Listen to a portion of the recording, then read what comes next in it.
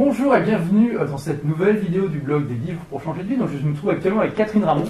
Bonjour Catherine. Bonjour Olivier. Et donc Catherine a un projet vraiment très intéressant qui a besoin d'un petit coup de pouce pour le démarrage. Donc je me suis dit que j'allais lui donner ce coup de main et qu'on allait parler de ce projet extrêmement intéressant. Donc on est actuellement dans des bureaux à Paris qui nous ont été aimablement prêté pour l'occasion, donc excusez un petit peu le décor qui fait pas vraiment rêver, mais le principal n'est pas là, le principal c'est le projet de Catherine. Donc Catherine, tu veux ouvrir une école d'un genre nouveau. D'un genre nouveau, je le souhaite. En fait, c'est une école pour créer des entrepreneurs. Ça s'appelle YES, Young Entrepreneur School.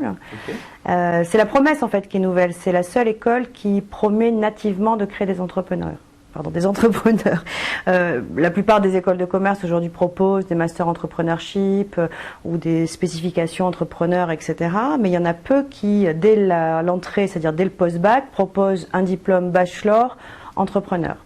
D'accord. Donc il y a un manque, c'est ça actuellement? Oui, en fait, il y a un manque au niveau de la promesse. Il y a l'école de Strasbourg qui fait ça, le M de Strasbourg, avec lesquels d'ailleurs je collabore un petit peu pour qu'on se cale au niveau de la pédagogie.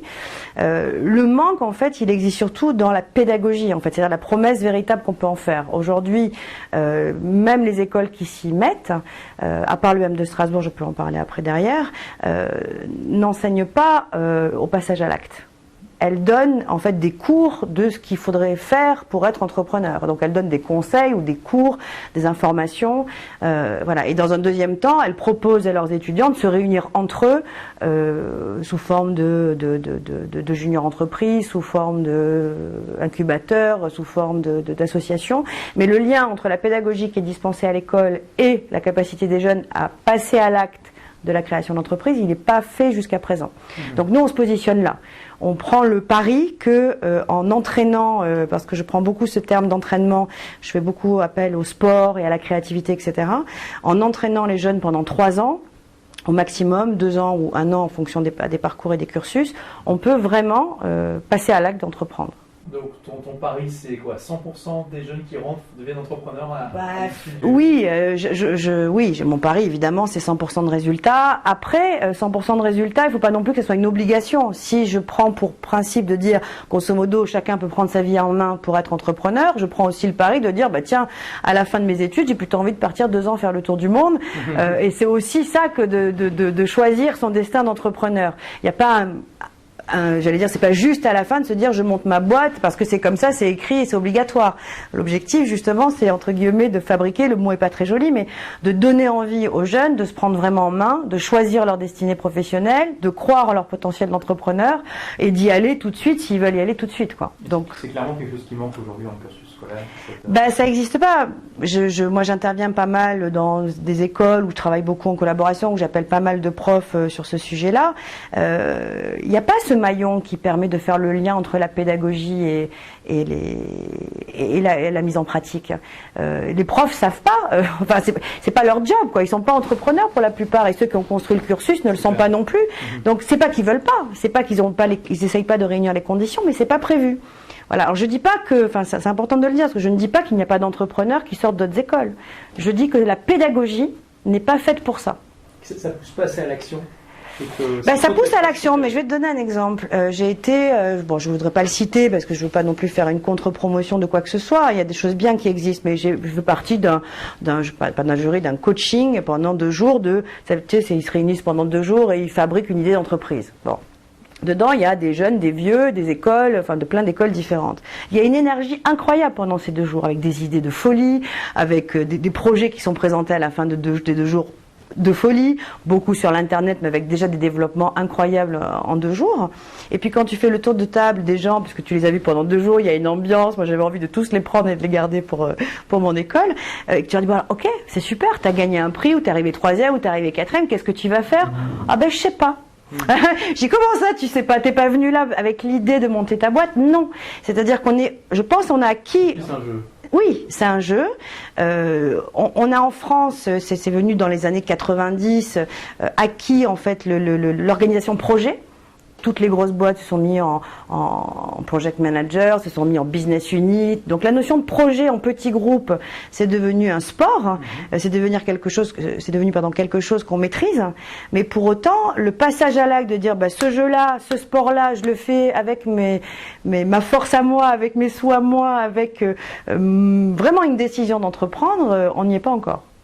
Oui, mais j'ai discuté d'ailleurs récemment avec un professeur dans un HEC d'entrepreneurs à Paris et il me disait que le taux d'application réelle, c'est-à-dire de personnes qui créent leur entreprise après le cursus, était de 10%. Ce qui est vraiment faible. C'est faible, surtout quand on choisit HEC Entrepreneur, c'est en une année. Là, c'est en 2 ans. 16 mois, alors c'est pas vraiment 2 ans, c'est peut-être 1 an et demi. Ouais, j'ai regardé moi la pédagogie. C'est super cher, c'est le double. Plusieurs milliers d'euros. Je crois que c'est le double, c'est au moins le double que de Yes, quoi. Ah oui. Bon, c'est HEC, c'est le réseau HEC, mais si on regarde la pédagogie d'HEC Entrepreneur, c'est la continuité en fait d'HEC. On reste dans la même dynamique. Je crois qu'il y avait un séminaire Bouygues ou des séminaires grands comptes à l'intérieur, des rencontres avec des grands patrons qui sont pas toujours des entrepreneurs. Et le témoignage, de toute façon, le témoignage, on a souvent envie de dire bravo. Pour autant, si demain je fais venir Xavier Niel, pour ne citer que lui qui a monté son école là, cette année, et que évidemment il intervient devant mes étudiants, ils vont dire ouais c'est génial, etc. Pour autant, ils sont pas Xavier Niel, ils ont pas voilà, c'est difficile, l'identification elle est pas évidente. Si on passe pas à l'acte, à créer soi-même son entreprise, puisque nous dans le cursus, ils vont vraiment créer leur boîte avec entre eux, et je suis en train de regarder. Ça fait partie du programme. Ils arrivent. Création d'entreprise. Ouais. Waouh. Ils arrivent, ils créent leur boîte. C'est génial. Ils arrivent directement? Non. Directement, il va falloir le temps, il faut trouver l'idée, il faut trouver le statut, il faut trouver les associés, il faut trouver le mode de collaboration. C'est intéressant. Donc, qu'est-ce que tu vas faire de différent justement dans ce cursus pour avoir ce taux de réussite, on espère de 100% en tout cas, pour essayer d'atteindre ça? Parce que on a des jeunes ici qui veulent créer leur entreprise, qui disent oui j'aimerais bien être entrepreneur, bon voilà, ils se disent ok 10% de réussite HEC entrepreneur. Là on a ta proposition qui est vous aurez créé votre boîte si vous le souhaitez à la fin, avant la fin de votre cursus. Donc, donc déjà c'est dans le cursus. C'est dans le cursus. Alors déjà, qu'est-ce que tu vas donner comme ressources, comme professeur, Déjà, je réponds à leurs inquiétudes. Ouais. D'abord, quand tu poses la question à un jeune qui aimerait être entrepreneur, tu aimerais créer ta boîte parce qu'entrepreneur, il sait pas trop ce que c'est à 18 ans. Oh ouais, ça serait génial. Alors, qu'est-ce qu'il faut? Pourquoi tu le fais pas? J'ai pas d'idée. J'ai pas d'argent. Et puis j'ai pas d'expérience. C'est grosso modo les 3 points qui sortent. Donc nous on a répondu aux 3 points. L'expérience d'abord. L'idée c'est on vous vend pendant 3 ans. Vous allez de toute façon dès que vous arrivez, dès que vous êtes prêt, dès que vous avez une idée, dès qu'on a trouvé les moyens, dès que vous avez trouvé l'équipe, dès que vous êtes organisé, vous allez monter votre boîte. Mais en réel, nous, tu sais dans les accompagnements des chambres de commerce et tout ce qui se passe en local, t'as ce qu'on appelle les couveuses. Nous on va dire qu'on est le cocon quoi. C'est-à-dire, on va mettre sous cocon des vraies entreprises où l'objectif ça va être déjà de la monter, cette entreprise, de voir s'il y a un marché, de faire commencer à faire du chiffre d'affaires. Et ça pendant 3 ans. Bon. L'argent qui est généré de ça, on leur demande de garder les bénéfices, soit pour faire un voyage, en tout cas ça va être structuré juridiquement pour que ça soit quand même un petit peu encadré, quoi, qu'il soit pas complètement libre, que ça reste entre guillemets une entreprise école. Alors, mais il y a un vrai chiffre d'affaires. C'est une structure qui est créée par l'école? Non, c'est une structure qui est créée par les jeunes. Mais il y a une sorte de règle du jeu. Mais c'est les jeunes collectivement? Entre eux. Alors ça c'est d'inspiration de la Team Academy. Je te parlais tout à l'heure de l'EM de Strasbourg. Eux ils font ça. Et moi j'ai eu 2 étudiants là de l'EM de Strasbourg qui sont venus m'aider pour vendre l'école Yes parce que sur un premier salon il faut des étudiants. Mais j'avais pas d'étudiants donc je les ai pris eux. Et alors c'est super, tu vois. J'avais Raphaël, il est arrivé. Ils ont mis 4 mois pour monter leur structure. Ils ont monté une SAS à 12. Waouh. Et en 4 mois ils ont fait 25 000 € de chiffre d'affaires. Super. Quel secteur? Alors eux, c'était dans le domaine de service aux étudiants, peu importe. Okay. Donc du coup, ils ont commencé à vouloir faire des gros événements. Donc ils ont pris un peu de risque, ils ont pris un peu le bouillon, c'est-à-dire que tout le chiffre d'affaires qu'ils avaient généré les 4 ou 6 premiers mois, ils sont revenus à zéro. C'est pareil, mais c'est exactement ça. C'est une superbe leçon. C'est une superbe leçon. Et ça leur a rien coûté. L'objectif quand même de l'encadrement de l'école, c'est de sécuriser évidemment un maximum ça. On veut les rendre autonomes et libres, tout en étant à côté précautionneux vis-à-vis d'eux pour qu'il n'y ait pas de problème, quoi. Donc là, c'est vraiment la forme d'un atelier géant, en fait. C'est un atelier réel, surtout. C'est vraiment une entreprise qui crée. Donc il y a quand même des cours où ou pas? Alors, après, non, il y a rien, en fait, ça fonctionne exactement à l'envers d'une école classique. C'est-à-dire, donc ça, c'est le projet qui va être accompagné pendant 3 ans, qui peuvent changer, qui peuvent arrêter, qui peuvent choisir de faire en association à but non lucratif au démarrage s'ils se sentent pas prêts. Grosso modo, on les met dans un système d'entraînement qui doit correspondre à leur propre état, à eux, de liberté, d'ambition, voilà, on colle vraiment à leur évolution par rapport à ça. Ensuite, il y a ce que j'appelle, moi, les projets de compétences support. C'est-à-dire, bien évidemment, si demain, on veut prétendre à autre chose qu'à fabriquer, par exemple, cette boîte que je te dis de service aux étudiants, etc., ou de vidéos, ou de machin, qui sont des choses qui sont très jeunes, où les jeunes peuvent faire ça grosso modo sans nous. L'idée, c'est de leur ouvrir aussi d'autres possibilités et donc d'autres compétences. Il faut quand même valider des compétences. Donc en fait, il va y avoir un système de projet pendant les 3 ans ou les 2 ans ou l'année en cours, calé en fait par rapport à leurs priorités de management, d'apprendre le management, la stratégie marketing, les finances, etc. À chaque fois, on leur lance des challenges avec un objectif de restitution qui sera différent selon les cas. Oui. Restitution juste entre nous à l'école, restitution publique, restitution en vidéo, restitution en web, restitution parlée, restitution chantée. Enfin, je dis ça pour m'amuser, mais oui, parce que l'idée, c'est vraiment, on veut les entraîner à l'excellence d'eux-mêmes, en fait. Donc, en fait, on veut les entraîner sur tous les aspects pour qu'ils puissent aussi trouver, j'allais dire, ce qui les représente le mieux. Je ne veux pas dire que tout le monde va devoir faire des claquettes pour être entrepreneur. Je veux dire, ce qui est intéressant, c'est de savoir le plus tôt possible quel entrepreneur on est. Par exemple, moi, je suis plutôt une entrepreneuse créative. Si mon projet d'entreprise n'a pas de sens, ça m'intéresse pas. Je suis plus intéressée par l'idée que par l'argent. Il y en aura d'autres, ils vont peut-être me dire, attends, moi, ce qui m'intéresse, c'est l'argent. Il a le droit. Je veux dire, et du coup, comme je veux en gagner beaucoup, bah, du coup, les options de choix, de typologie d'entreprise, etc., vont pas être les mêmes. Donc, l'idée, c'est de les muscler sur tout un tas de choses pour qu'ils soient bien dans leur peau et qu'ils sachent bien ce qu'ils ont envie d'être, en fait. Voilà. Donc, dans ces projets compétences support, eh ben, on va les juger au résultat. On va dire, bon, tiens, t'as fait un truc sur ta stratégie marketing. Ok, bon, alors t'es allé sur Internet, t'as regardé ça et ça, t'as appris plein de choses. Il te manque des choses. Deux cas de figure. Soit on se dit qu'il a pas assez bossé. Et donc, on lui dit, bon, bah, écoute, retourne, parce que là, franchement, tu t'es un peu foutu de nous. Tu nous as fait 3 copier-coller, mais ça va pas suffire pour maîtriser le truc, mais tu peux aller chercher l'information. Soit on estime qu'il a vraiment donné le maximum de lui-même et que là, il arrive vraiment à, j'allais dire, à une sorte de mur par rapport à son niveau de compétence ou de compréhension des choses. Et là, du coup, on fait une intervention qui va être avec des professionnels, majoritairement des entrepreneurs, mais peut-être aussi des profs, parce que la donnée qu'on aura identifiée sera mieux si c'est un prof qui le fait. Voilà. Donc on inverse en fait, c'est-à-dire qu'on met les apprentissages de compétences, de savoir, ce qu'on fait en cours 30 heures, ça sera peut-être 1 heure, mais à bon escient. D'accord. Donc c'est vraiment une approche 20-80 où on essaie de se concentrer sur la praticité finalement. Voilà, sur la praticité, ce dont ils ont besoin pour passer des caps. Oui, c'est mieux que se bourrer le crâne de choses qu'on n'utilisera pas et qu'on oubliera au bout de 2 ans. Voilà, on a tous fait des études, on sait très bien que malheureusement il ne nous reste pas grand-chose. Alors il nous reste quand même. Moi j'ai fait du droit par exemple, et je me souviens pas du tout de mes cours de droit pénal. Par contre, ça m'a appris à penser. Ce qui est important, c'est de savoir à un moment donné comment ils vont aller chercher l'information, comment ils vont raisonner cette information, comment ils vont développer de la curiosité, sans non plus s'éparpiller. Voilà, je pense que si on arrive à les former, ça sera plus là-dessus, sur notre capacité à être exigeant sur leur capacité à eux d'aller chercher l'information, de la traduire, de la mélanger et de savoir la présenter. Parce qu'aujourd'hui, toutes les compétences, tous les savoirs, toutes les infos, elles sont sur Internet. Je veux dire, aujourd'hui, il y a des profs qui disent, moi, je suis emmerdée quand je fais un cours, l'autre sur sa tablette, il dit, non, monsieur, formation, c'est pas ça sur Wikipédia. Oui, mais Wikipédia. Alors, on peut s'énerver, on peut ne pas être d'accord. Justement, je crois que cette génération-là, il faut leur apprendre à aller chercher, vérifier l'information, la confronter, savoir la présenter et savoir se positionner par rapport à l'information qu'ils ont. Alors, donc ça c'est extrêmement intéressant. En plus, on va aborder dans quelques instants quel type de jeunes tu recherches exactement et comment, s'ils sont intéressés, ils peuvent envoyer leur candidature. Mais déjà, est-ce qu'on peut faire une petite parenthèse sur ton expérience à toi? Qu'est-ce qui t'a amené à ça? Donc, tu es toi-même entrepreneur, c'est ça?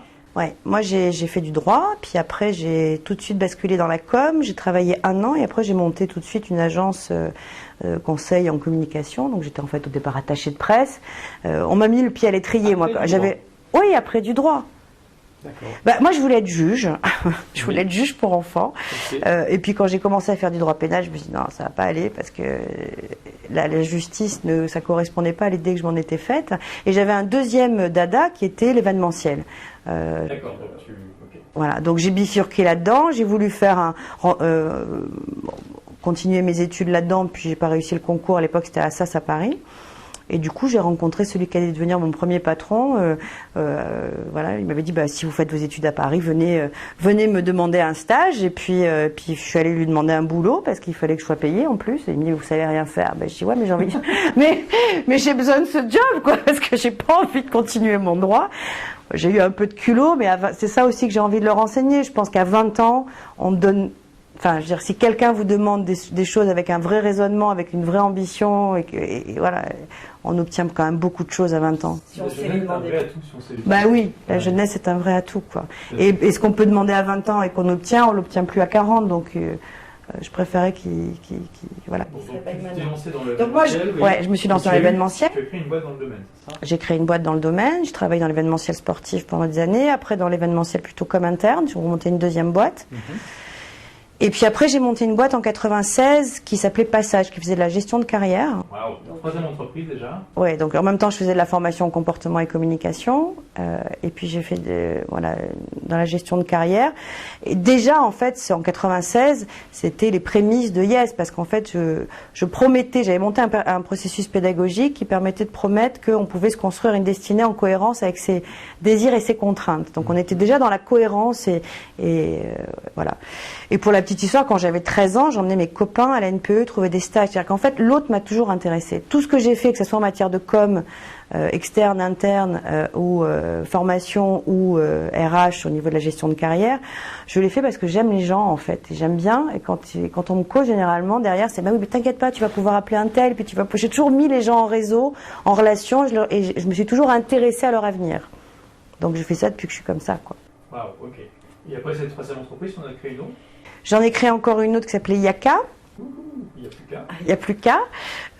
Au départ, j'avais monté Yaka Faucon, puis pour une boîte de conseil en développement commercial, tout le monde m'avait dit « t'es folle !» Bon, alors du coup, ça s'est appelé Yaka. Et le principe, c'était que, en fait, moi, j'ai toujours pris un pied monstrueux, en fait, à développer les nouveaux business. Voilà. Mais moi, je ne sais pas développer vraiment un compte pendant des années, ça m'ennuie. Mais par contre, me dire on va se faire telle marque là et on va lui donner envie de travailler avec nous, ça j'aime bien. Et donc j'avais identifié que ça, il n'y a pas beaucoup de gens qui aiment faire ça, que généralement les commerciaux dans les entreprises, une fois qu'ils ont leur compte client, ils font plus de prospection. Hein. Voilà. Et donc j'ai monté une boîte pour ça. Pour le développement commercial. Pour le développement commercial des entreprises. D'accord, waouh, c'est quand même un parcours très intéressant, très éclectique, avec pas mal de créations d'entreprises. Chaque fois, tu les cédais ou tu les arrêtais? Je les arrêtais parce qu'en fait, je les ai toujours développés moyennement. Pour l'instant, c'est vrai que là, c'est mon premier gros projet à développement important puisque je vais en monter 10 d'école. D'accord, donc wow, et comment tu as eu l'idée de créer une école d'entrepreneur? Tu t'es rendu compte qu'il y avait ce monde dont tu nous parlais tout à l'heure? Bon, d'abord, j'ai toujours été donc très liée à tout ce qui est éducation et tout ce qui est évolution des gens, etc., etc. Et depuis quelques années, j'ai toujours été très déçue de voir des jeunes de 20 ans descendre dans la rue pour parler d'un CDI et de la retraite, quoi. Enfin, je veux dire, je me suis dit juste, c'est pas possible, quoi. Moi, quand j'avais 20 ans, on parlait qu'on allait être ministre ou qu'on allait voyager dans le monde ou faire fortune dans un truc. Enfin, peu importe les rêves qu'on pouvait avoir, mais on avait des rêves, quoi. Ouais.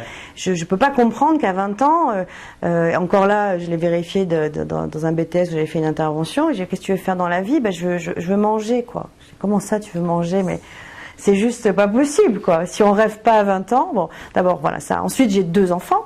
De 17 et 19 ans, et avec lesquels on est en train de parler d'orientation, etc., etc. Bon, ça va, ils n'ont pas les deux pieds dans le même sabot, mais c'est pas facile d'orienter sur des écoles de commerce. Bon, on sait que ça descend un petit peu, bon. Et je trouve qu'en France, l'état d'esprit vis-à-vis des entrepreneurs, là, on profite de l'aspiration des pigeons peut-être, mais il y a eu quand même là ces 3 dernières années depuis la crise, depuis 2008. Enfin, je veux dire, c'est la déprime, qu'on peut plus rien faire en France. Voilà. Alors que moi, je voyage un petit peu, notamment au Maroc, en Tunisie, en Algérie, en Angleterre. Voilà, juste autour de nous, il y a quand même d'autres façons de penser, d'autres énergies. C'est clair. Et les Dès mecs, qu'on sort de France, on se rend compte. dès qu'on sort de France, on se rend compte qu'il y a des concepts juste fabuleux qui se mettent en place rapidement, que les jeunes ont une énergie pas possible, que c'est pas compliqué de monter sa boîte, qu'en plus ils sont, pour la plupart, notamment dans les pays du Maghreb, beaux comme des dieux, formés en France, intelligents, et avec des potentialités énormes dans leur pays. Donc je me dis, attends, on va se faire bouffer, clairement, quoi. Moi, j'ai pas envie. Moi, j'ai eu ce sentiment-là quand je vais aux États-Unis, mais je comprends tout à fait effectivement ça. Aux États-Unis, j'ai l'impression de prendre une machine à voyager dans le temps, elle avait 5 ans dans le futur. Tellement les innovations là-bas sont foisonnantes et ça met du temps à venir chez nous. Mais tu as raison, dans les pays émergents, il y a aussi ce dynamisme-là, alors que leurs conditions sont finalement bien pires que les nôtres. Oui, mais en fait, c'est vraiment... Parce que pour avoir traîné mes guettes depuis 2 ans que je suis sur ce projet, dans tous les univers des startups machins, des week-ends bidules, etc., l'énergie, on l'a. On a la compétence, on a l'énergie, on a les idées. Alors, qu'est-ce qu'il manque ? Le passage à l'acte. La croyance. Bon, bah, il n'y a plus qu'à, hein. Voilà. Il manque juste, parce que les idées, on en a plein. Je veux dire, là, dans le week-end, il y a eu 12 projets. Sur les 12, il y avait au moins 5 idées juste géniales qu'il n'y a plus qu'à mettre en place. Et pourquoi ils y vont pas? Ben, on ne sait pas. Ils y croient pas. Alors, c'est ça. La Young Entrepreneur School, c'est vraiment pour vous faire passer à l'acte. Si vous êtes intéressé par créer votre entreprise, alors il y a des critères. Comment on fait pour s'inscrire? Quels sont les critères nécessaires pour être candidat? Alors les critères, c'est d'abord à 90% la motivation. Oui, mais il y a un âge quand même. Post-bac, parce que comme on veut être diplômé en bachelor, parce qu'on peut au moins... Il faut avoir le bac. Il faut avoir le bac. On peut avoir 80 ans et le bac, et ça passe? Ou tu cherches quand même? Bah franchement, je suis pas sûre que ça m'arrive, mais je dirais pas non. D'accord, donc il n'y a pas d'âge, peu importe. Non, parce que c'est jeune entrepreneur au sens jeune et au sens jeune entrepreneur. C'est comme le sens des jeunes dirigeants où il y a des entrepreneurs de 20 à 60 ans. Oui, enfin le CJD, tu peux pas, après 40 ans, normalement, En théorie. En théorie. Ouais, on sait que dans la pratique, c'est pas fait. Ouais, mais en fait, c'est jeune entrepreneur au sens primo-entrepreneur pour un gars qui sera embauché, qui aurait 45 ans et qui en sera sa première expérience. Et c'est jeune au niveau, voilà, post-bac plus 2. Moi, je préférais m'occuper vraiment que des jeunes, quoi, parce que, voilà, je pense qu'il y a donc, quelque chose. Si vous avez 60 ans et le bac, vous êtes intéressé, bon, vous avez compris qu'il va falloir quand même argumenter un peu, mais les portes ne sont pas fermées. Non, au contraire, parce que, non, mais surtout, elles sont pas fermées, d'autant plus que ce qui va faire la richesse aussi de l'expérience de Yes, c'est vraiment mixer les publics.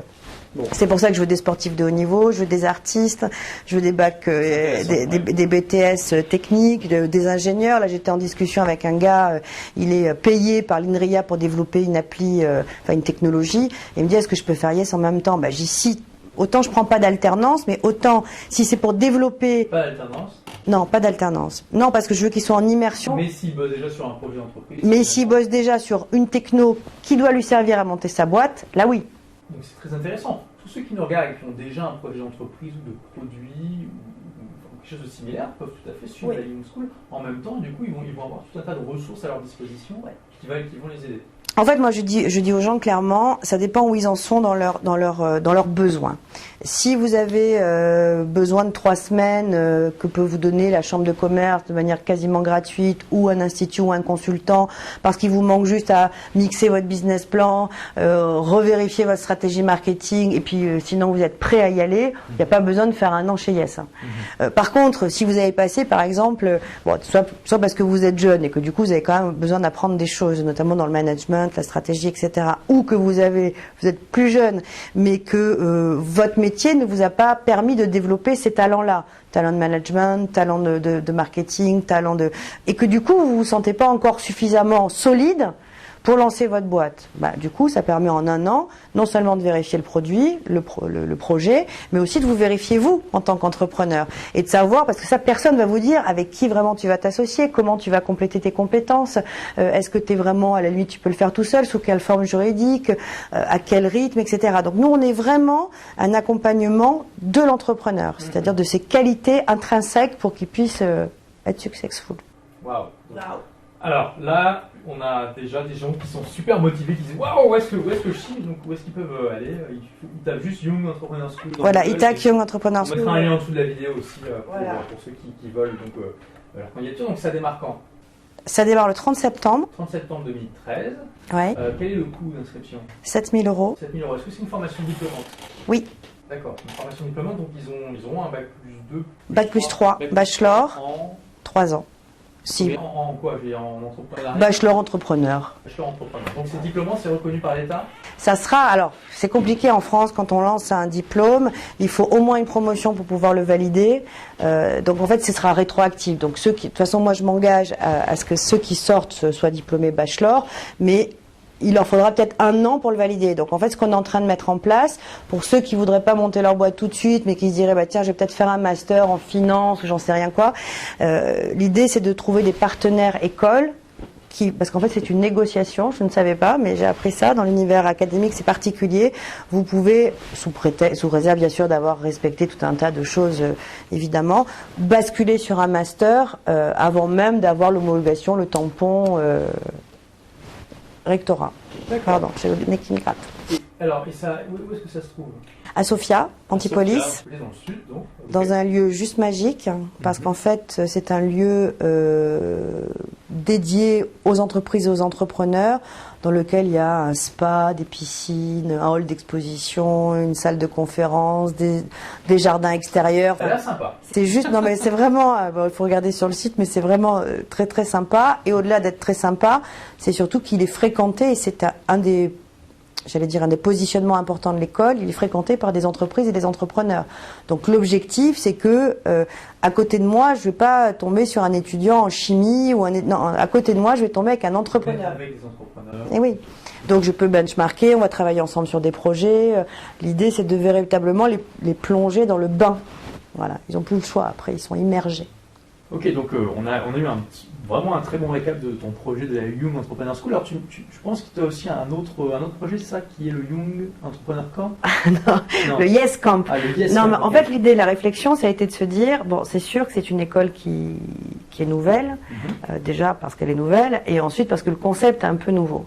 Donc, comment on peut convaincre les gens de passer à l'acte? Donc, l'idée, c'est qu'on va monter un camp, comme tous les camps comme on a l'habitude de les faire un petit peu partout dans le monde. Et là, ça s'appelle le Yes Camp. Donc pendant 1 mois, c'est une sorte de concentré du programme pédagogique et de la manière de fonctionner de l'école, avec l'idée, la baseline qui dit monte ta boîte à la rentrée. Donc en fait, ça s'adresse autant à des salariés, mais qui là pour le coup sont un peu plus près que ce que j'ai dit tout à l'heure, c'est-à-dire qu'ils n'ont pas spécialement, ils ont juste besoin de vérifier leur projet, qu'à des étudiants ou qu'à des chômeurs, etc., qui se disent bah tiens, j'aimerais bien vraiment embrayer sur quelque chose de concret à la rentrée en montant ma boîte. Et pour les étudiants, c'est le pari de leur dire écoutez, voilà, si vous n'avez pas encore complètement confiance parce que c'est nouveau et que le passage à l'acte du coup il est difficile même dans le choix de votre école, bah, confiez-nous vos enfants pendant 1 mois et à la fin du mois, 2 cas de figure, soit ça lui plaît, il est tombé amoureux du principe de fonctionnement, ça j'en ai aucun doute, mais bon on sait jamais, et auquel cas ça lui convient, il embraye avec nous au mois de septembre. Et du coup, on déduit ce qu'il a payé au mois de juillet. Évidemment, on le déduit sur le parcours classique. Soit il se rend compte que c'est pas adapté pour lui, auquel cas, bah, il aura eu au moins 1 mois d'entraînement à l'entrepreneuriat. Ok, donc le Yes Camp. Ouais. On va mettre aussi un lien juste en dessous. Donc là, il y a un coût aussi pour s'inscrire. Oui, on est en train de terminer les coûts, mais grosso modo, ça va être 2 000 € le mois. Bon, ce qui est pas très cher, qui peut être cher pour un individu, mais qui est pas très cher si vous envoyez votre enfant plus en bilingue, anglais, français, etc. Il y a tout un tas d'avantages, avec des cours d'anglais renforcés pour justement voilà tout un tas de choses, plus du sport, plus plein de choses. Donc voilà, ça reste quand même abordable pour des parents qui veulent envoyer par exemple leurs enfants à 500 € la semaine, c'est à peu près le prix quoi, même c'est plus cher. Ok. Bon, donc on a la Yes School, on a le Yes Camp. Bon, pour la Yes School, vous avez compris, vous devez avoir le bac, peu importe votre âge. Si vous avez envie de créer votre entreprise, vous avez là une opportunité d'avoir vraiment un environnement qui va vous donner beaucoup de ressources pour créer cette entreprise. Donc si vous avez déjà un projet ou vous avez une idée qui vous travaille depuis un moment, ou même si vous avez juste l'envie, eh bien ça peut être l'occasion. Donc n'hésitez pas, cliquez sur le lien en dessous de la vidéo, puis regardez un petit peu les conditions d'inscription. Écoute, merci beaucoup Catherine pour avoir présenté ton projet. Je pense que c'est ce genre de projet qui manque en France, donc ça me fait vraiment plaisir de voir ce genre d'initiative fleurir.